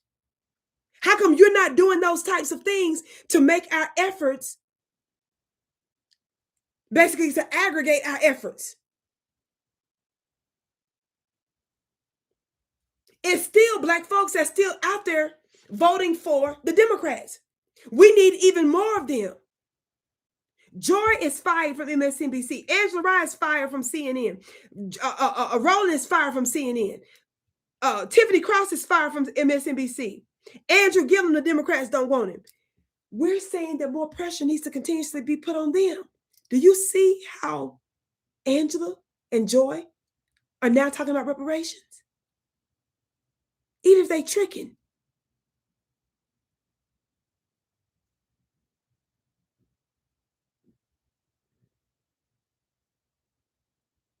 I gave other things like the tax code, where they're getting the Armenians tax write-offs that don't require no bill from Congress.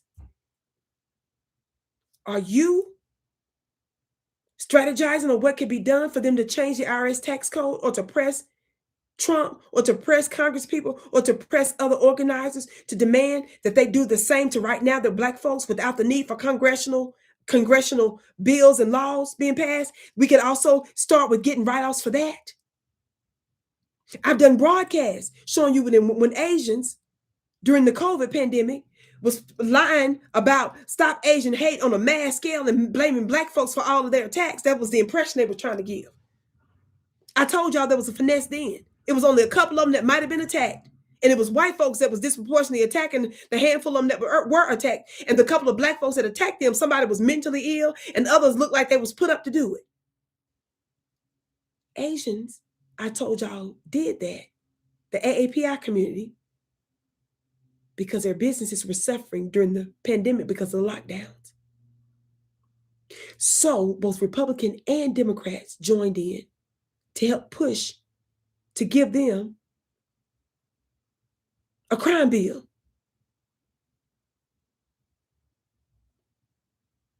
That was just for the bill. The Democrats were in the White House. The Democrats controlled Congress at the time. Without no need for a bill for the money, they used it as an excuse to redirect money that was already in different agencies to just their community. But they had to generate hate for Black folks to get the Republicans and Democrats on board to just give them that little law and to justify why they was funneling money into just the Asian communities. Those are real solutions I'm giving y'all. I was giving you those examples to show you those are things that we can do now. And that had nothing to do with no voting, ma'am. You need to be figuring out things that you can do outside of this live to help your people. And not asking me in the chat that question when I had been more than explicit. I've said that and so much more.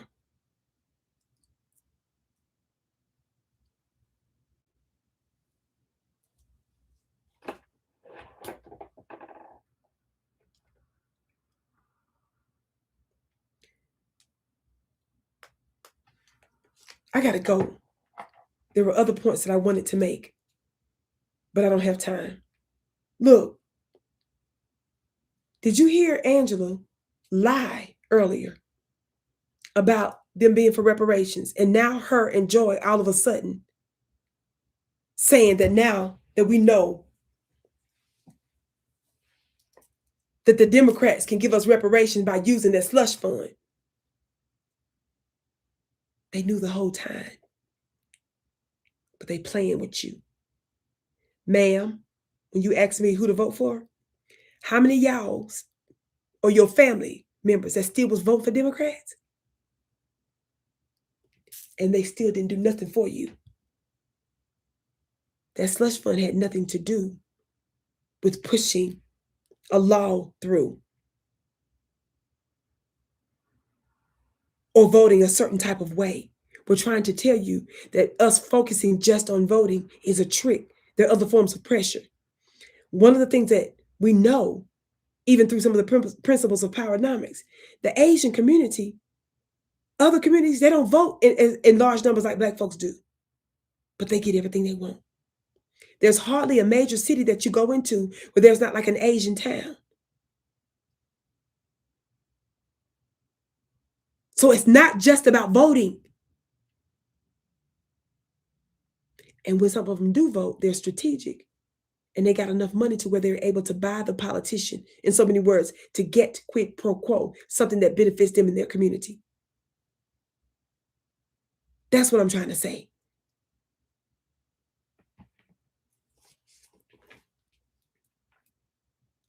Back to my point. I spent a whole lot of time and I done got all the way off of my topic.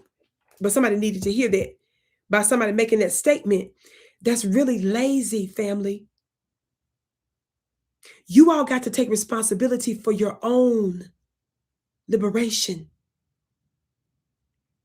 It's not just people online. It's not just our job. We got a lot on our plate. We're doing our part now. Where are our foot soldiers at?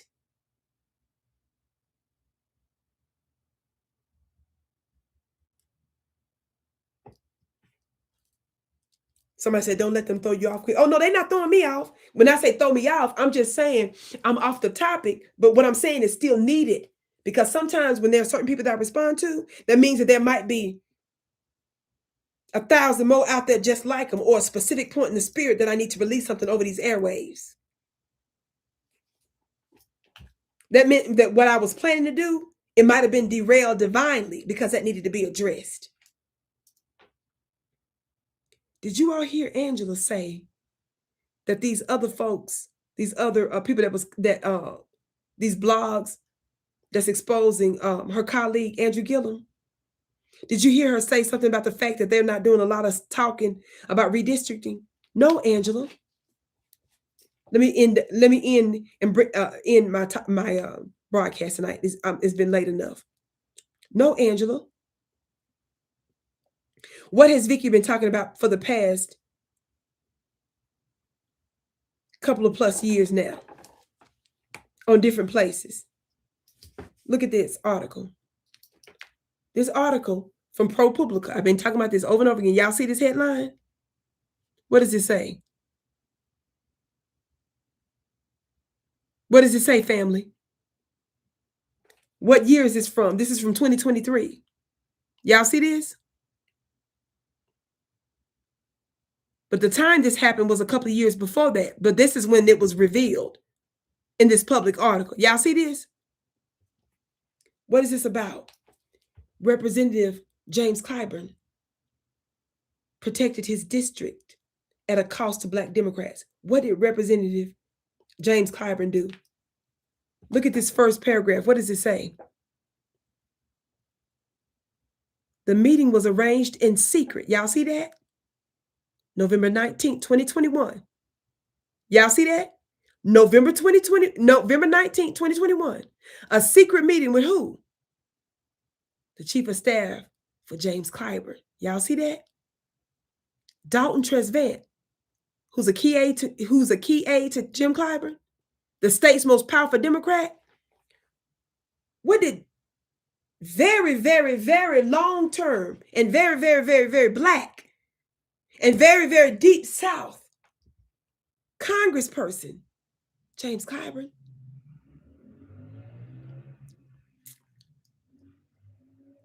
Why are they putting an article in him about him redistricting? And with who? It gives the receipts about the text message and about the meeting. What meeting? Look at the screen. The state legislature had begun the crucial task of redrawing voting district lines after the 2020 census. Even small changes in the lines can mean the difference between who could win office, whose losses, and which party holds power. As the process commenced, look, y'all, Clyburn had a problem. His once majority Black district had suffered a daunting exodus of residents since the last count. He wanted his seat to be made as secure or as safe as possible, rather.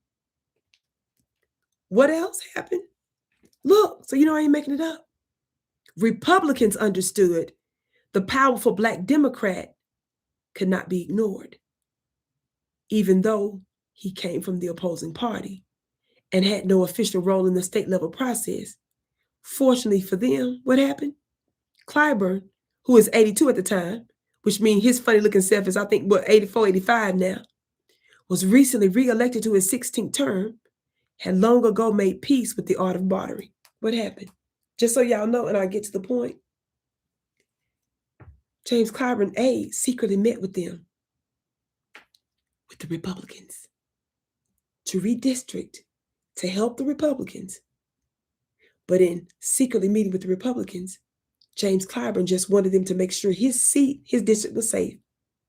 And because of that agreement that they made, it meant that no other Democrat, which has an outsized impact on Black voters, would get a chance at a congressional a seat again because of that agreement he made. Why did I bring this up? Look at me. And why for the past 2.5+ years I've been talking about this. Why is it when you hear Democrats talking about the Republicans redistricting to take away Black votes, none of them never talk about what Black James Clyburn did in working with them? You heard a clip, if you watched the beginning of the broadcast, where Angela said that folks are not talking about redistricting, but the Democrats are keeping quiet that one of their top most long-serving Democrat, who's Black, secretly worked with the Republicans to redistrict at the cost of Black voters. Why am I bringing this up? I'm bringing up all of these different balloons that I'm floating to tell you, Angela wants us to be sympathetic to people that's covering the trouble that her colleague, Andrew Gillum, is in. But Angela, Tiffany Rye, her former co-host, Bakari Sellers, by the way, Bakari Sellers knew James Clyburn did it. Bakari Sellers, who's from down south and an attorney, he quietly acknowledged he did it, but he kept it quiet and didn't publicly go off on James Clyburn in recent times like he should. Why is it, like Dr. Butch mentioned, when the revolutionaries allegedly was calling out Joe Biden for his imperialist anti-Black stance, they allowed it. But the moment Kamala ran, it was okay to be anti-Black, it was okay to be anti-reparations, and it was okay to be a war criminal. I'm trying to show you that we have no business feeling sorry for Angela or any of the Black Democrats when they believe in our voices being silenced, and when they were in those high positions, they actually worked to silence us. When the Democrats were in positions of power to get us reparations in creative ways, Angela knew it. Joy, very likely and no doubt, knew that there was pressure that we could put on the Democrats to get us tangibles, and they refused. Do y'all see where I'm going? I'm trying to say that all of the stuff that the Democrats are claiming is a problem for the Republicans, including redistricting, that you have the top Democrats who are the longest serving secretly helping to redistrict with the Republicans at the cost of Black voters. And Angela isn't highlighting it. Roland isn't highlighting it. Joy isn't highlighting it. They gave us the middle finger and mocked us for publicly demanding reparations. But I'm showing you now a couple of them trying to come over to our side, but it's just talking points. I'm saying we need to keep the pressure on with what we're doing now, because the fact that they feel compelled to even try to steal our talking points means they know they're in big trouble. So we need to keep mashing the gas, because clearly what we're doing is moving the needle. For those of you that act like you don't understand what I'm talking about. It was us that turned the tide of the election. And because the Democrats still haven't learned their lesson, I'm saying we need to keep applying that pressure. And I'm saying there's still even more strategic things that we need to do, which is why I have literally conducted a Black Town Hall in Chicago, which is why I personally am looking to conduct another one so that we can strategize in person and to organize more. But I'm bringing up California, I'm bringing up Chicago, because I'm trying to tell you that there are actually other Black grassroots folks that are getting things done that you could be working with while we're doing what we're doing now. Does that make sense?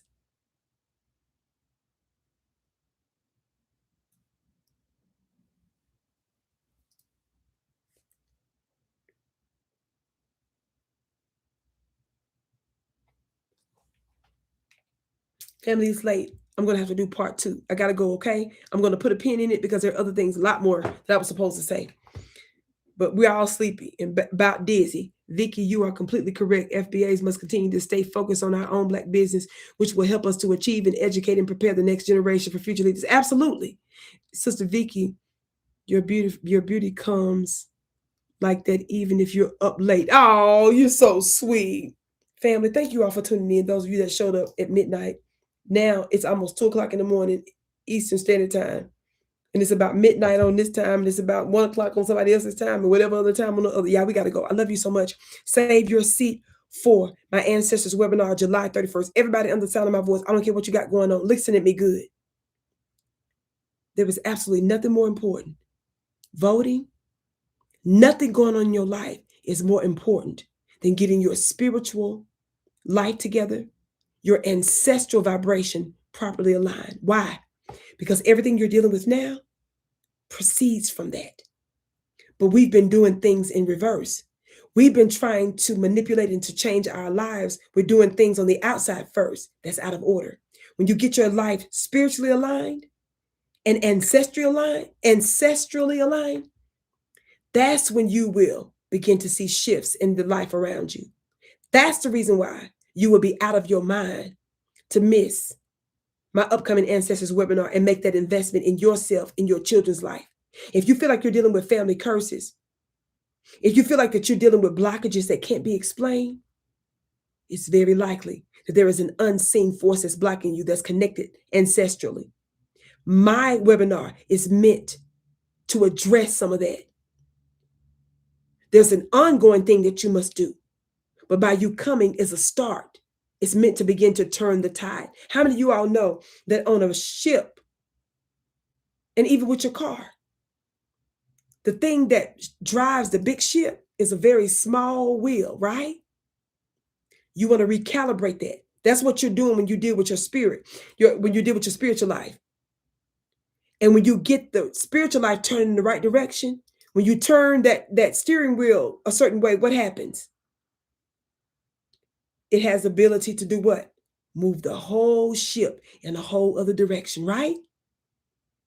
And it doesn't mean that you're going to get to where you want to go overnight, but you're going to begin to do what? Change the trajectory of your life so that you can begin to go down the right path. Some of you all, you know darn well that you're getting older. Many of you don't feel like that you have gotten where you want to in life, and you're feeling hopeless, you're feeling blocked. I'm suggesting that we not be focused on our credit right now. I'm suggesting that we don't be focused on whether or not we got a big enough IRA. I don't care what's in your bank account. I don't care how many degrees you got. I don't care what your station is in life. I'm saying that we're going to go spiritual first. We're the most ancient human beings on the planet. Do you all know that they're using our melanin out of space? Do you all know that they pad the sides of outer space crafts with our black melanin? You all understand that they have made breakthroughs in technology, in the medical industry, in the sciences with our melanin. But what they're not telling you is that, and this is the thing that they want to keep us ignorant of, that there's something that we can do with what's already in us that actually can control our economic condition.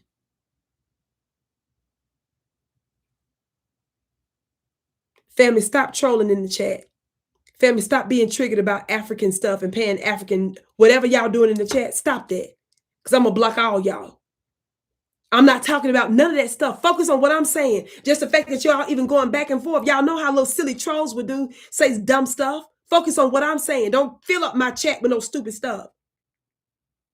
Let the little weirdos talk crazy stuff. And if you don't stop, I'm getting ready to block all you weirdos.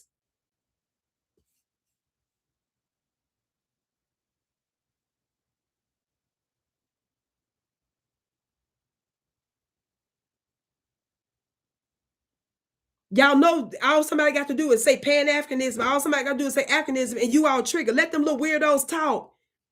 And the little weirdos, if I see that little weirdo again, whoever started it, which I don't know who did it, I'm just seeing a bunch of comments. That's what make me fuss now. Whoever started it, I'm certainly going to block your funny looking self if I see you again. Spam my comments with that stupid stuff.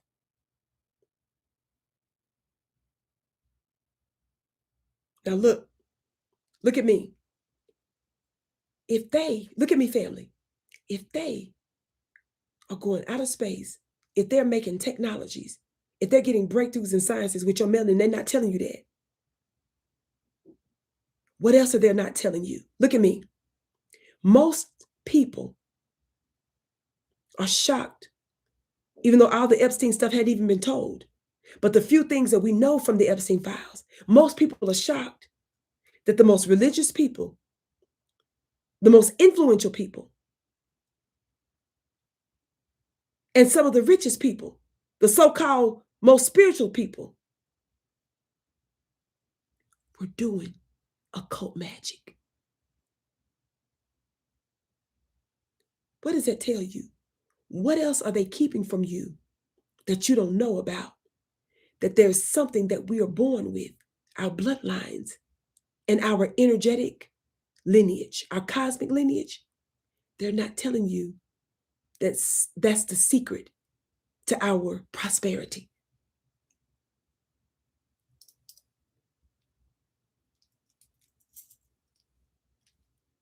I'm saying by you coming to my Ancestors webinar is the beginning of you accessing your true prosperity that's outside of a FICO score and what your bank statement is saying and how much you're getting paid an hour. That's what I'm trying to tell you.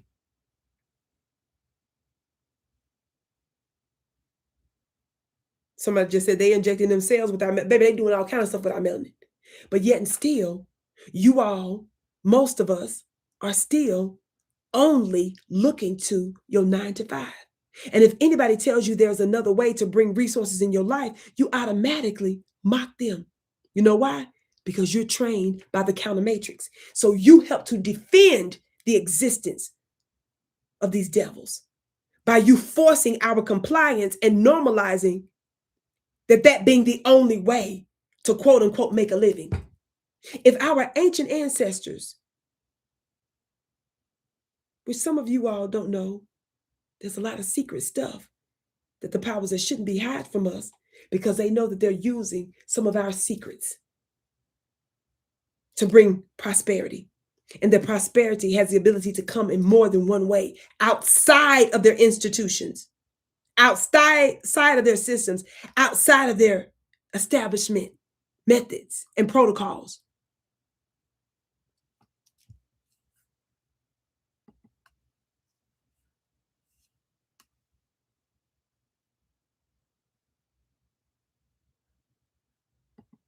Okay, whoever just said that, guess what? You out of here. Whoever spamming my chat, you block. So family, don't even react to the person that's trolling. Now look at me. Go to my website, VickiPlan.com, save your seat, make the investment for you and your family. What you're doing now, we know for sure what you're making each hour ain't cutting and giving you the life of your dreams. We know that for sure. For some of you, we know for sure that if you're working 2 jobs, you know it still ain't enough. So what you look like mocking what might be the seed of a new life for a minimal investment that's got to do with your new spiritual path and your family lineage and getting secrets about your ancestors that the powers that be didn't tell you, that your religions didn't tell you, and perhaps even some of your most immediate ancestors didn't know to tell you. You must be out of your mind. Whoever just said that, if you're enjoying the broadcast, like and share. Thank you so much for saying that. Yes, like, share, and hype, family. Let me see you there. July 31st. I love you so much. I'm your sister with the curly braids. Be sure to follow me on Instagram at Vicki X Dillard. Follow me on I got 2 Facebook pages. I got a fan page and a regular page, but make sure all these pages are verified because there are fake people out there. Follow me on X at Dillard Vicki. And make sure that you check the community page here if you're watching me on YouTube, for example. Yes, stay in touch. Let me see you July 31st. I don't care what you got going on. This is a very cosmic, auspicious time to do ancestral work. And the work that you do with me on July 31st, my goal is for you to start seeding the next 6 months of your life so that you can start seeing movement and breakthroughs in your life in the upcoming next 6 months. But the time starts now because this is a very auspicious season cosmologically. You understand? And initially, my mind wasn't on that when Spirit directed me to do this. I got 3-4 other launches I'm supposed to be doing right now. I was guided to do this. You understand? Which means that a lot of times when I'm guided, it's because some of your spiritual team, some of your ancestors were prodding somebody like me to pull you in.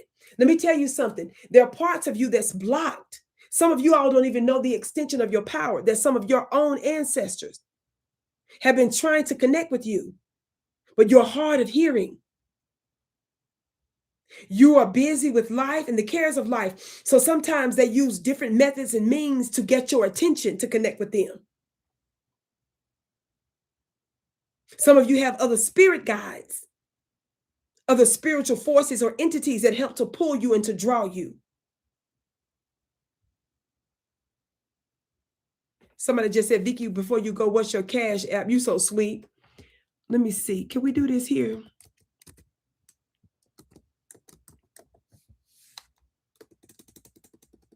Y'all, this crap. Let me see if I can pin this. Can I do it? Okay. See if you can see it in the chat, beloved. $ OPWVICKI. $ OPWVICKI. $OPWVICKI. I love you all so much. Let me see you July 31st. Share this broadcast. Hype this broadcast. I can't wait to see you again.